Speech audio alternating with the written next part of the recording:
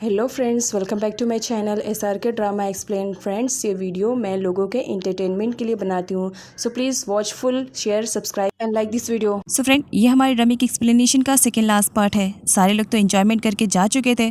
अब यहाँ पर माया क्लीनिंग कर रही होती है। पीछे से वी भी वहाँ पर आ जाता है। वी कहता है क्या मैं तुम्हारी हेल्प कर सकता हूँ, और क्लीनिंग में उसकी मदद करता है। माया कहती है तुम्हें नहीं लग रहा कि तुम्हें आने में कुछ ज़्यादा ही वक्त लग गया, जिस पर वी सॉरी बोलता है। I am sorry. माया कहती है सॉरी बोलने से काम नहीं चलेगा, तुम्हें मालूम है आज मेरा बर्थडे है और तुम मेरे लिए कोई भी प्रेजेंट लेकर नहीं आए हो। वी कहता है नहीं, मैं तुम्हारे लिए प्रेजेंट लेकर आया हूँ, और अपनी पॉकेट से एक रिंग निकालता है, जिसे देख करके माया काफ़ी खुश हो जाती है। ये रिंग तो बहुत ही ज़्यादा प्रिटी लग रही है, लेकिन तुम्हें क्या लग रहा है इस रिंग से मैं तुम्हारी सॉरी को एक्सेप्ट कर लूँगी? बिल्कुल भी नहीं। अब इसे लेकर भी आए हो तो जब तक पहनाओगे नहीं तब तक सॉरी कैसे एक्सेप्ट करूँगी? जिस पर वी कहता है ओह आई एम सॉरी, लाओ अभी पहना देता हूँ रिंग। और उसके बाद वो माया को रिंग पहना देता है। माया बहुत ही ज़्यादा इमोशनल दिख रही थी। वी के पूछने पर माया बताती है कि उसे ऐसा लग रहा था कि वी उसके पास नहीं आएगा। तब वी माया से कहता है तुम्हारा बर्थडे हो और मैं तुम्हें विश करने ना आऊँ, ऐसा तो हो ही नहीं सकता है। इधर खून ईट को मना करती है तुम जॉब के लिए एप्लीकेशन दे रहे हो, लेकिन क्यों? जिस पर ईट कहता है ये सब मेरे लिए नहीं, एक्चुअली मैंने तो अपना जॉब डिसाइड कर लिया है। खून कहती है जॉब? कौन सा जॉब? तब ईट कहता है क्रिमिनल्स को पकड़ने का जॉब। मैंने डिसाइड किया है कि मैं अपनी टीम के साथ क्रिमिनल्स को पकड़ूंगा और फिर उन्हें जेल में ले जाऊंगा। जिस पर खून कहती है बट इन सब में तुम्हें क्या प्रॉफिट मिलेगा? तब लेक कहता है क्योंकि पुलिस ऑफिसर्स ने उन क्रिमिनल्स को पकड़ने पे बहुत सारे चार्जेस देने की वादे किए हैं, इसी वजह से। खून न्यूज़ देखता है और अपने टारगेट पर निकल पड़ता है, जबकि खून मना करती है। ईट के साथ साथ लेक और उसका फ्रेंड भी था। अब तीनों मिल करके क्रिमिनल्स को ढूंढना स्टार्ट करते हैं और फोटोज़ भी लिए हुए थे। आगे ईट की मुलाकात एक क्रिमिनल से होती है, जहां पर वो उसी की फ़ोटो लिए हुए था और उसी के बारे में उसी से पूछ रहा था। कुछ टाइम के बाद ईट को रियलाइज़ होता है कि वो जिस क्रिमिनल के बारे में वो पूछताछ कर रहा है वो तो बंदा सामने ही खड़ा है। वो लोग उसे पकड़ते हैं। काफ़ी टाइम के बाद फाइनली वो लोग उसे पकड़ ही लेते हैं। ईट बहुत ही ज़्यादा खुश था कि फाइनली उन लोगों ने मिल करके अपने टारगेट को कंप्लीट कर लिए। अब बस इस बंदे को जेल में ले जाना है और उसके बाद उन्हें बहुत सारे अमाउंट मिलेंगे। वो जैसे तैसे करके उस क्रिमिनल को लेकर आते हैं, जहाँ पर वो क्रिमिनल वी से सॉरी बोलता है कि इस बार तो मैंने कुछ भी नहीं किया, लेकिन फिर भी ये लोग मुझे ज़बरदस्ती पकड़ के लेकर आए, जबकि लास्ट टाइम मैंने आपसे प्रॉमिस किया था कि मैं अब कोई भी ऐसी हरकत नहीं करूंगा और मैंने कुछ भी नहीं किया। ये लोग ज़बरदस्ती मुझे पकड़कर यहाँ पर लेकर आए हैं। वी ईट को बताता है कि जिस क्रिमिनल को वो लोग पकड़ कर लेकर आए ऑलरेडी वो 1 वीक पहले ही आ चुका था और उसने अपना स्टेटमेंट दे दिया है, उसे बेल मिल चुकी है। वी के पूछने पर ईट बताता है कि इस बंदे की फोटो उसने न्यूज़पेपर में देखी थी कि इस पर बहुत सारा अमाउंट मिलेगा अगर हम इसे जेल में ले जाएंगे। जिस पर वी बताता है कि वो न्यूज़पेपर बहुत ही ज़्यादा ओल्ड है, और ईट की बेवकूफ़ी पर वी बहुत ही ज़्यादा हंस रहा था। जिस पर ईट कहता है कि वो इन सब के बारे में डैड को न बताए। ईट के डैड बहुत ही ज़्यादा परेशान थे। वो खून के डैड के पास आए हुए थे और अपनी वाइफ के रिलेटेड बातें कर रहे थे कि मैं ईट को बताना नहीं चाह रहा हूँ, लेकिन अब सिचुएशन आउट ऑफ कंट्रोल हो चुकी है, मुझे बताना ही पड़ेगा कि उसकी मॉम कहाँ पर है। और ये सारी बातें पीछे से खून सुन लेती है। खून ईट के पास जाती है और इसे बता देती है कि उसकी मॉम कहाँ पर है, इसके बारे में खून को मालूम है। जिस पर ईट कहता है कि वो अब भी उसे उसकी मॉम के पास लेकर जाए। खून ईट को उसके मॉम के पास ले जाती है। वैसे तो ईट इस दिन का बेसब्री से इंतज़ार कर रहा था, लेकिन आज जब मॉम से मिलने की बारी आई थी तब वो काफ़ी हेजिटेशन में था। वो खून से कहता है तुम भी साथ में चलो ना। जिस पर खून कहती है तुम्हारी मॉम है, तुम जाओ तो सही, बात तो करो। जिस पर ईट कहता है क्या मेरे हेयर प्रॉपर है, मेरा फेस बिल्कुल ठीक ठाक ही है ना, मैं जा सकता हूँ ना अंदर? जिस पर खून कहती है एटलीस्ट पहले जाओ तो तुम सही, बात तो करो अपनी मॉम से। कई सालों के बाद एक बार फिर से ईट अपनी मॉम को देखता है। वो बहुत ही ज़्यादा इमोशनल हो जाता है। आगे वो अपनी मॉम से पूछता है कि आखिर उन्होंने ईट को बचपन में छोड़ क्यों दिया, आखिर ईट की क्या गलती थी? मॉम बताती है इस वजह से क्योंकि मैं तुम्हारे डैड को लाइक नहीं करती थी, ज़बरदस्ती की शादी मैं ज़्यादा दिनों तक निभा नहीं सकती थी। जिस पर ईट कहता है तो इन सब में मेरी क्या गलती थी, इसमें आपने मुझे क्यों पनिशमेंट दी? ईट को ऐसा लग रहा था कि वो अपनी मॉम को मना करके वापस घर लेकर जाएगा, लेकिन यहाँ पर आने के बाद उसकी मॉम से जुड़ा बहुत बड़ा राज ईट के सामने आ जाता है कि उसकी मॉम ने उसके डैड को डिवोर्स जानबूझकर दिया था, वो भी अपने प्यार को हासिल करने के लिए, क्योंकि वो किसी और से प्यार करती थी। अपनी मॉम की सच्चाई अपनी आंखों से देखने के बाद ईट पूरी तरीके से टूट जाता है, क्योंकि उसने लाइफ में अपनी मॉम का बेसब्री से इंतजार किया था, बट उसे बिल्कुल भी आइडिया नहीं था कि इन सब में उसकी मॉम की ही गलती है। ईट वहाँ से जाने लगता है। मॉम उसके पीछे आती है। ईट मना करता है आपको मेरे पीछे आने की ज़रूरत नहीं है, अपनी लाइफ में सबसे इम्पोर्टेंस आपको मैंने दिया, शायद मेरी गलती थी। डैड हमेशा मुझसे छुपाए रहते थे, लेकिन मैंने जानने की ज़िद की। अब मुझे समझ में आ रहा है कि डैड ने मुझे क्यों नहीं बताया। आप अपनी लाइफ में खुश रहो, दोबारा आपको परेशान नहीं करूँगा, भूल जाने की कोशिश करूँगा। स्ट्रेस की वजह से इट बहुत ही स्पीडली बाइक को ड्राइव कर रहा था, जिसकी वजह से खून परेशान हो जाती है कि कहीं एक्सीडेंट ना हो जाए। इट ड्राइव करते हुए पास्ट के बारे में सोचता है कि उसने हमेशा अपने डैड को ही गलत समझा, जबकि गलत उसकी मॉम थी। खून इट के बाइक के सामने आ जाती है और सडनली उसे टाइटली हग कर लेती है। तुम्हें परेशान होने की ज़रूरत नहीं है। इट डरा हुआ था। वो खून से कहता है, मुझे सबने छोड़ दिया, प्लीज़ तुम मुझे मत छोड़ना।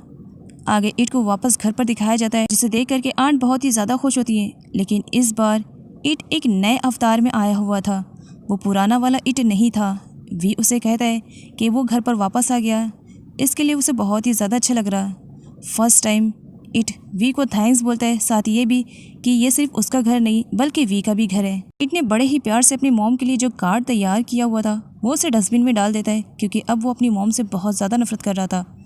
आंट कार्ड को देख लेती है और यहाँ पर उन्हें मालूम पड़ जाता है कि हो न हो इट को पूरी सच्चाई के बारे में पता चल गया है और वो डैड को भी इन सब के बारे में बता देती है। इट को बहुत ही ज़्यादा अपसेट देख करके आंट को भी बहुत ही ज़्यादा बुरा लगता है, क्योंकि वो इट को इस तरीके से नहीं दे सकती। उन्होंने एक माँ की तरह इट को पाला है। इट के डैड आंट को बताते हैं कि वो कल मॉर्निंग में इट की मॉम से मिलने के लिए जा रहे हैं, लेकिन इसके बारे में इट को बिल्कुल भी आइडिया नहीं होना चाहिए।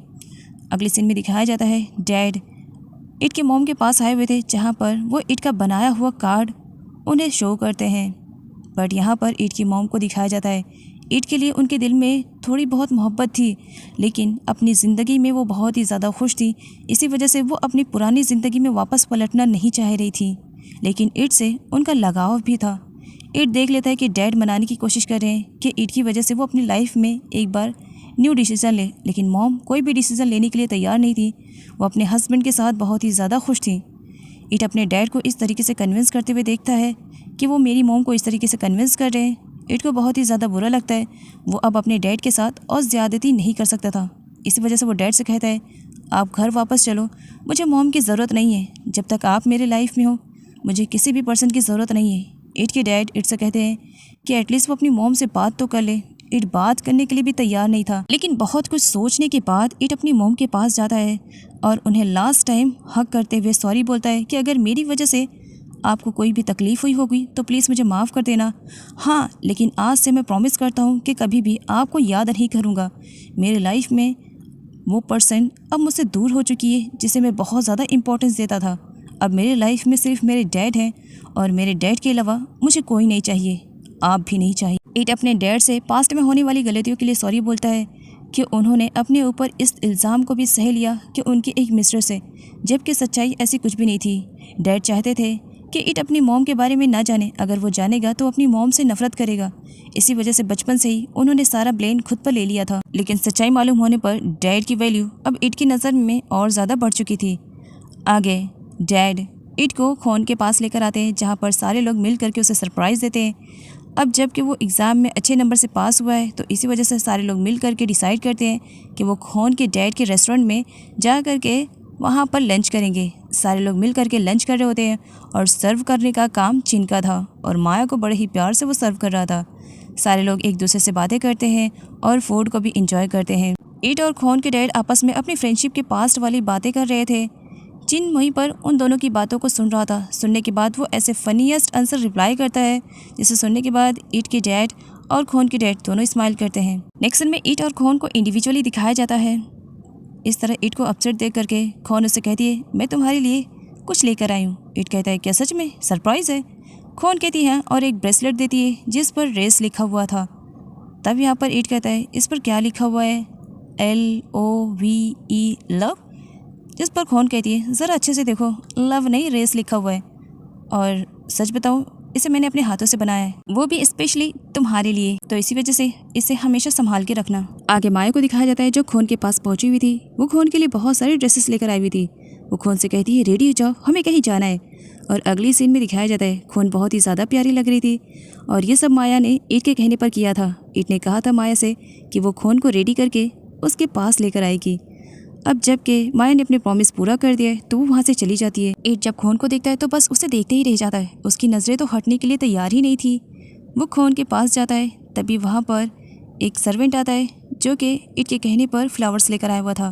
फ्लावर्स देते हुए इट खून से कहता है, आज तुम सच में बहुत ही ज़्यादा प्रीटी लग रही हो। इसके अलावा इट के थ्रू यहाँ पर खून को ये भी मालूम पड़ जाता है कि इट ने उसे डेट पर बुलाया है। इधर माया को दिखाया जाता है जो वी के पास कॉल करती है कि क्या वो फ्री है, जिस पर वी का कहना था कि वो आज अपने मिशन पे निकला हुआ है, तो इसी वजह से वो बिल्कुल भी फ्री नहीं है। वी माया की तारीफ करता है कि वो व्हाइट ड्रेस में बहुत ही ज़्यादा प्रीटी लग रही है, जिस पर माया इधर उधर देखने लगती है और फाइनली उसे वी मिल जाता है, जिस पर माया कहती है ओह अच्छा, तो तुम मेरी जासूसी कर रहे हो। जिस पर वी कहता है मैं तुम्हारी जासूसी एक्चुअली कुछ ऐसे समझ लो, क्या तुम मेरे साथ कहीं चलना पसंद करोगी, क्योंकि मैं तुम्हारे साथ अपनी बेस्ट मेमोरीज़ को बनाना चाहता हूँ। जिस पर माया भी रेडी हो जाती है। ऑफ कोर्स तुम्हारे साथ अच्छी मेमोरीज़ को कौन नहीं बनाना चाहेगा, स्पेशली जब वो माया हो।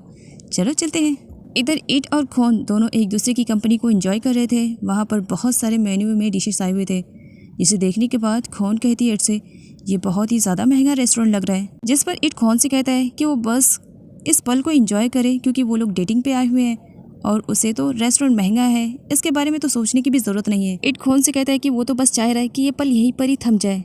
इट कहता है माया से कि वो आज नाइट उसके साथ रुकने की प्लानिंग कर रहा है, जिस पर खून कहती है तुम्हारा इरादा क्या है हाँ। और यहीं पर ही सीन कट हो जाता है और अगले सीन में वी और माया को दिखाया जाता है। दोनों अपनी लाइफ के बेस्ट मोमेंट को एक साथ स्पेंड कर रहे थे। दोनों मूवी देखने के लिए आए हुए थे, जहां पर वी फाइनली माया को प्रपोज कर देता है। माया बहुत ही ज़्यादा खुश होती है क्योंकि इस पल का वो बेसब्री से इंतज़ार कर रही थी। इट खून को एक अनजान प्लेस पर लेकर आता है और उसे कहता है कि वो अपनी आंखों को तब तक नहीं खोलेगी जब तक कि इट नहीं कहेगा। काफ़ी टाइम हो जाता है। इट के ना आने पर खून डर जाती है। तभी वहाँ पर क्रैकर्स चलना स्टार्ट हो जाते हैं। तभी पीछे से इट की एंट्री होती है। इट खून से कहता है कि ये सारी अरेंजमेंट उसने खुद की है, वो भी सिर्फ और सिर्फ उसे इम्प्रेस करने के लिए। जिस पर खून उस पर गुस्सा करने लगती है।